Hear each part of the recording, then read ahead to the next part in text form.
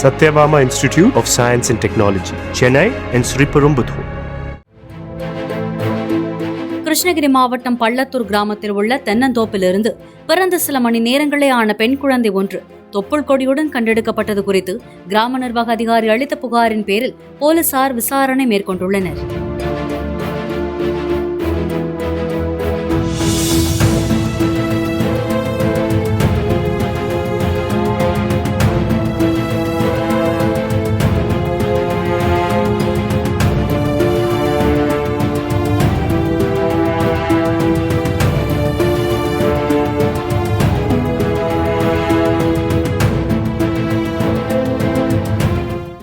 Satyabama Institute of Science and Technology, Chennai and Sriperumbudur.